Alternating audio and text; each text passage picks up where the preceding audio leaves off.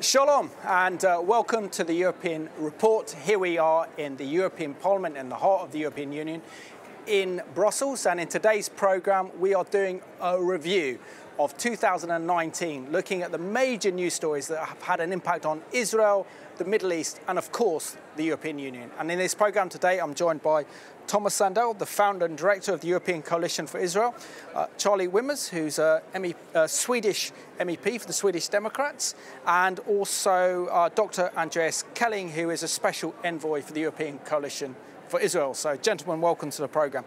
I'll start off with you, Tomas, because this is an exciting programme. This is our opportunity to look back at the last 12 months and look at the major big news stories. But in terms of the work of the European Coalition for Israel, what have been some of the highlights during the year of 2019 and the work you've done? Thank you, Simon. It's good to look back at 2019. Of course, it's been a chaotic year in many ways, looking at impeachments here and there and Brexit and government crisis. But for ECI, I think it's been a good year, and our reach has increased. We are today reaching basically all the continents of the world, especially through the work we do at the United Nations in New York, but also through our special envoy, Dr. Kelling in Africa. Two things that comes to my mind as I look at 2019. We organized a Seder, which is the traditional meal in connection with the Jewish Pesach, at the United Nations, the headquarters, with a full house, 80 participants, most of them ambassadors. And it was a very special moment for us to know the hostility of that environment, but to see the ambassador of Israel seated in being in the seat of honor together with the Jewish rabbi, being able to speak to this distinguished audience and explain the story of Haggadah, and as it says in Isaiah 2, teach about the ways of the God of Jacob, the God of Israel.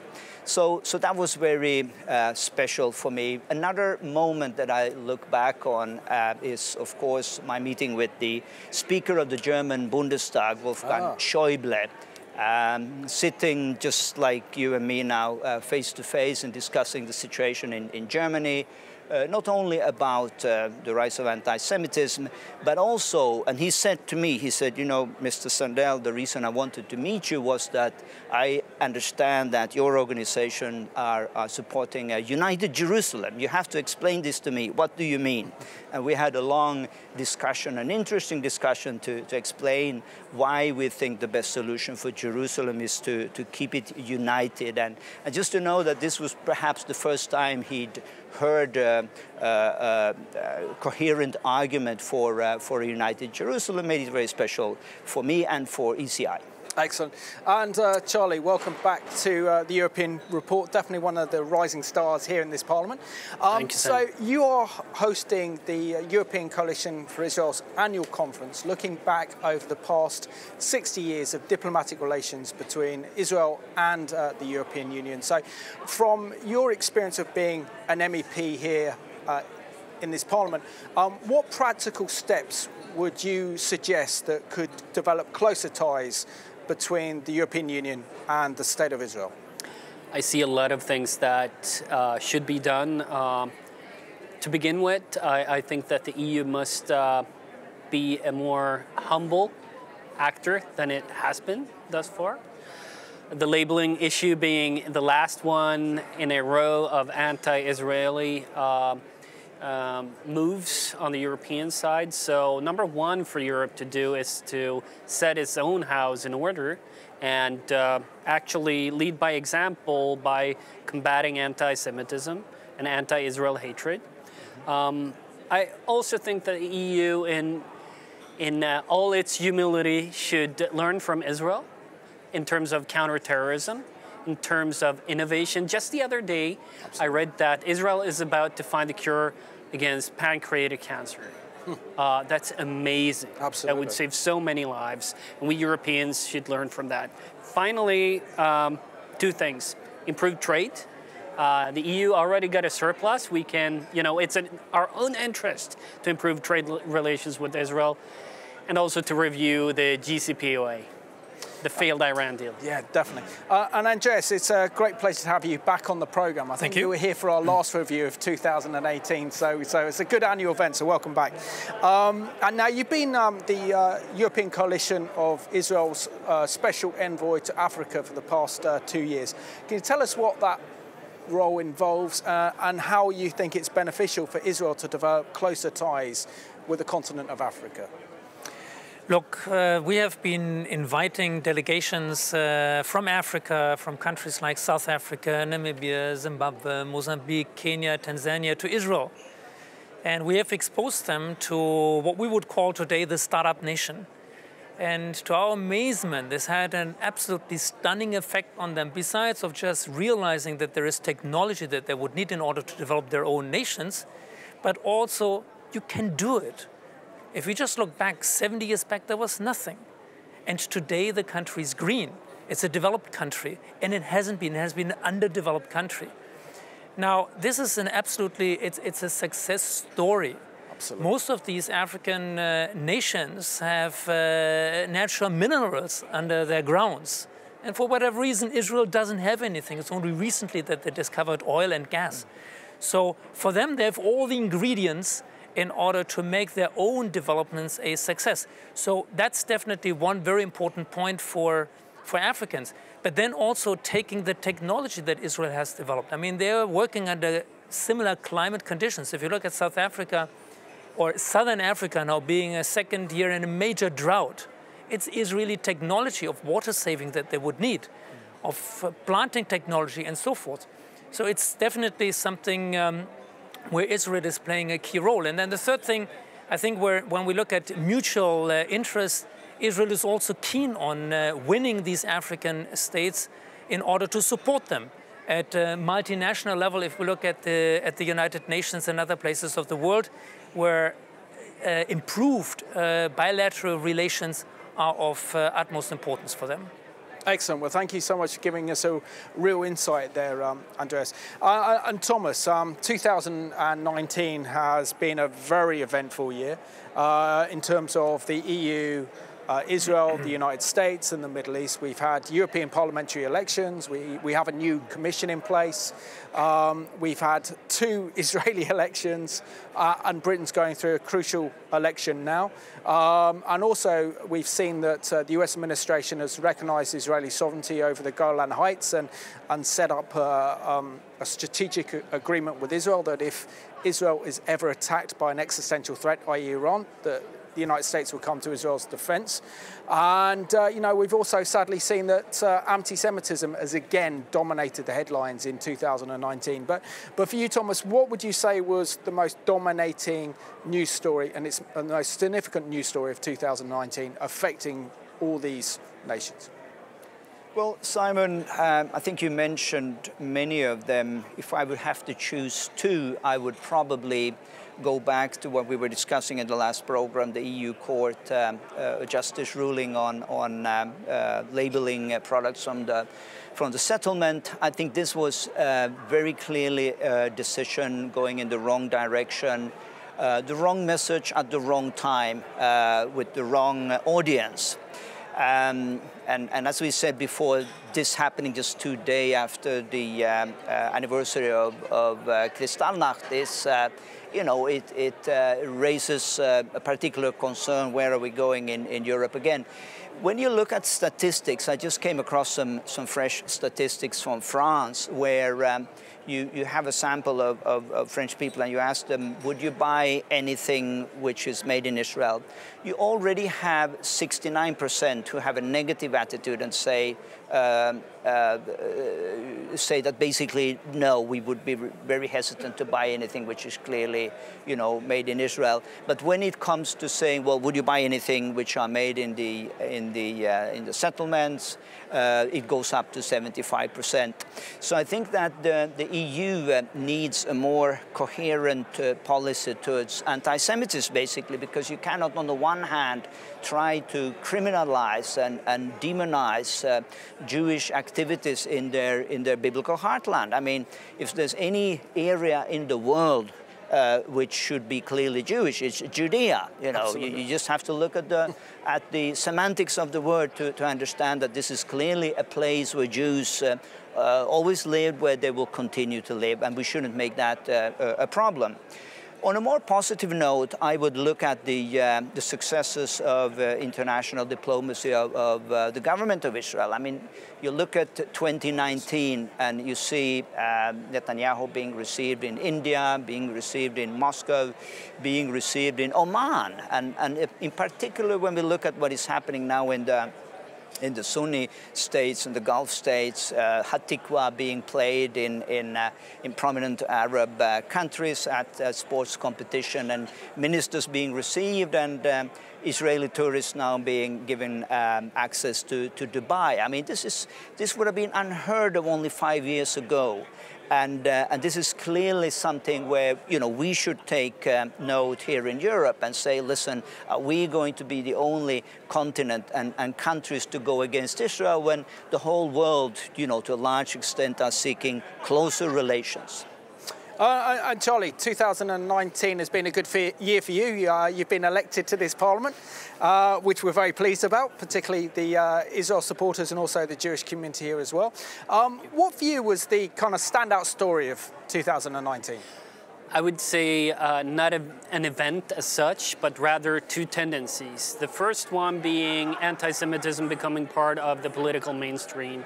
Well, it's not the first year ever that we saw that happen, but we're getting used to it now.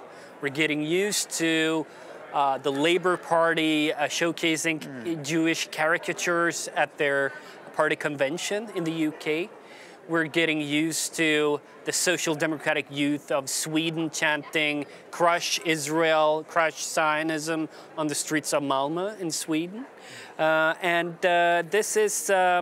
This is not the far left. This is what is referred to in this house as the political mainstream.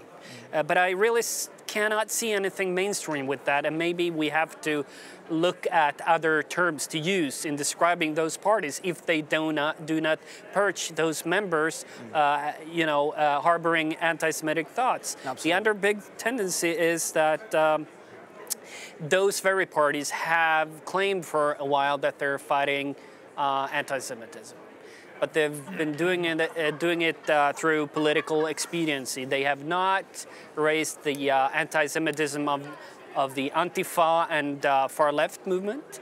They have not been talking about imported Middle Eastern anti-Semitism. I see a tendency now that the discussion in the general debate is getting more open. And that, on the other hand, I see as a very hopeful sign, because you have to recognize the problem in order to fight it. Absolutely. That was great analysis. Thank you. And Andreas, you've had the privilege of living in Israel since 2004, 15 years, which is nearly a decade and a half. So there you are at the cutting edge of all these major news stories regarding Israel. Now, this year was a particular year for Israel because Israel's had two elections, one in April and the other one in September. So maybe you can give us a little bit of an understanding of what's happening in terms of Israeli politics, why they can't form a government, and also how does this have an impact on Israeli-EU relations? Small question, I know. Yeah, well, let me commend the Israeli democracy to start with. I mean, in which country would you have two elections, and most likely we're going to run into a third election in March next year, where a country is trying to figure out who's going to form the next government. So I think this is a big plus. It's a fantastic sign for the rest of the world. This is the democracy in the midst of many other countries that are not non-democratic at all. Number one. Number two, I find it also very intriguing that in the midst of this, an acting prime minister is being taken to court. I would not want to comment whether this is right or whether this is wrong. This is up to the court. But I think this is also an absolutely unique event that a prime minister in a country, in a first world country, is being indicted at all. You will not find this anywhere else in the world. Again, we commend the Israeli democracy that something like this can happen. And does it have an effect on Israeli-EU relations? I don't think so. I mean, the European Union will have to wait until we've got a government, and then they're going to act. If we remember the last, after the last elections in Germany, it also took the Germans a bit of time until they finally had a government. So let's wait. We will have one. That's good to know, thank you. And Thomas, I mean, in terms of US support for Israel, 2019 has been another superb year, following on by President Trump's recognition of Jerusalem as Israel's capital and moving the US embassy to Tel Aviv. Now we see that the US administration are recognizing Israeli sovereignty over the Golan Heights, entered into a security pact, as I said earlier, which really does defend Israel for the very first time from any existential threats. And also we've seen that Mike Pompeo, the Secretary of State, has said that the Jewish settlements in Judea and Samaria are not legal under international law. What impact is President Trump's support for Israel having in terms of EU policy towards Israel in the Middle East? Well, again, Simon, in a perfect world, they would work hand in hand, and that's the way it should be, transatlantically. But where we are today, sadly, there is a bit of a childish attitude in Europe that whatever this current US administration is doing, they want to do the opposite. They can't see anything positive coming out of Washington at this time. I think that the US, as you say, have played a very constructive role. They've been looking at solutions out of the box. I'm particularly impressed of the little things that we see with the peace plan. I think it's very proactive. It puts the emphasis much more on the quality of life, the dignity of life of the Palestinians, making Palestinian communities sustainable by creating new jobs. And this should, I really hope, because today, as you know, is only the second day of the new European Commission here in Brussels. And I really hope that we could see a change of attitude, of looking at this complex situation in a more constructive way. And I think, as I said so many times, not to just ask, well, how can we create another failed state in the Middle East, which will not guarantee the basic human rights and freedoms of its population, but how can we really create a situation where the Palestinian people can flourish, where their rights will be respected. And I think here the US are onto something, and now the EU should at least be able to identify what are the the points in this peace plan that we can work together on, and not always just try to go the exact opposite way. That is not to say that we cannot wish for more sophistication in US foreign policy and diplomacy, but that's another program and that's another story. This is a European report, after all. Absolutely. And Charlie, the Islamic Republic of Iran again dominated our headlines in 2019. Firstly, with the flooding that hit Iran, which was on biblical proportions, which wasn't reported by mainstream media, which caused huge devastation upon the people of Iran, which is causing them to rise up.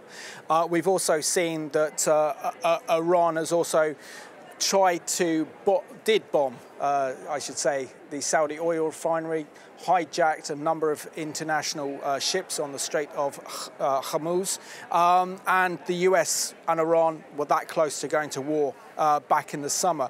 And I know that you made a great speech on Iran that went out to the Iranian people. But in your analysis, how would you assess EU foreign policy towards Iran, and why does Europe need to be vigilant in the face of the Iranian threat? Well, Simon, last week Federica Mogherini was present in the plenary in the European Parliament, so I took the opportunity to address her and other European leaders. Europe must stop standing with the mullahs and start standing with the Iranian people. The Iran deal, it enables the regime and it keeps the regime alive for a longer time than is necessary. And I think that the EU's comments on the uprisings in Iran, that they appeal for maximum restraint, that is just not good enough. What the EU must do is to make it clear that we have a priority in our foreign policy, and that is to fight Islamic extremism, and Iran is part of that problem. Absolutely. Thank you so much. And Andreas, we come down to the last 5 minutes of the programme. So as you're very much involved in Israel's miracle, which is Israel's startup nation, looking at 2020, what would you say were the big issues in terms of let me rephrase the question. How important is Israel's technological advancements needed to help the European economy, and how much does Europe now need Israeli security know-how? Well, let me phrase the answer in one sentence. The future is in Israel. So if you would just have a look at, let's say just a few years ago, we had a group of delegates coming from Germany, and there was supposed to be also a group of representatives of a major German car maker, part of that delegation. They weren't allowed to come. Today we see that this car maker is presented in Israel because of the innovation that is there. If you just would delete all technical innovations that are coming out of Israel in the European Union, it would come to a still stand, full stop. That's it. If you would take a similar size of a country in the European Union and would take the innovations out, it would not come to a still stand. That's definitely something that the European Union should take into consideration. And then if I look at terrorism, we have seen acts of terrorism during this last year. We will see many more. But someone who is living in Israel coming to Europe, I just feel the Europeans are living on a different planet. There is no security that would prevent these acts, as they're still going to increase in future. So Europe has to learn a lot from the Israelis. If they want to learn, they can learn. So from my perspective, Europe today has the choice. Either they accept that Israel is culturally part of the greater European area and they embrace them not only economically but also politically, or they say we don't do this, and then we're talking about the still stand that I mentioned to be start with. Good analysis, thank you. And Tomas, I mean, there is no doubt we're living in extraordinary times. The next decade, we're about to enter into the next decade, which political developments now have a huge impact for the rest of the decade. So what are the opportunities and the challenges facing the European Coalition for Israel in 2020 and also Israel supporters? Before I answer that question, I want to commend our co-panelist Charlie Weimers and especially what he said on behalf of the Iranian people. Before coming into the program, I had a text message from a friend in diaspora, an Iranian, and the friend said, you know, why is the European Union not standing with our people? And this was not anything we coordinated beforehand, but I was so pleased to hear Charlie make this statement again, that we as Europeans need to stand with the Iranian people now and not with the mullahs. And this is, again, being on the right side of history. And coming now to the 75th anniversary of the liberation of Auschwitz, we always have to ask this question to ourselves. Are we standing on the right side of history? Are we standing against tyranny, totalitarianism, and standing for the rights and dignities of people, and in this case also the Jewish people and the Iranian people? And I think this is something that should energize and re-energize us as friends of Israel, people who appreciate the Jewish culture and want to stand up against anti-Semitism, and we will stand even stronger in 2020. Excellent. And Charlie, I'll give you the final word of the programme. So what would you say are the opportunities and the challenges facing the European Parliament in terms of its support for Israel and the Jewish people as we move into 2020 and the next decade beyond? Well, I think that every member of the European Parliament has a great opportunity, which is to stand along those who stand alone.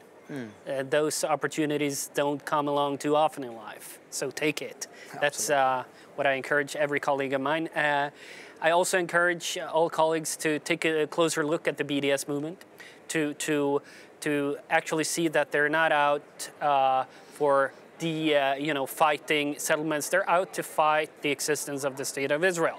So that's a challenge. And I also think that a challenge for this House is to stop MEPs getting away with inviting terrorist sympathizers and persons associated with terrorist organizations, and finally, for the European Parliament to challenge itself to actually take Israeli experiences into account. And I'm thinking about the Terror Committee not inviting experts from Israel last year when they tried to come up with a strategy for the European Union. We have a lot to learn there.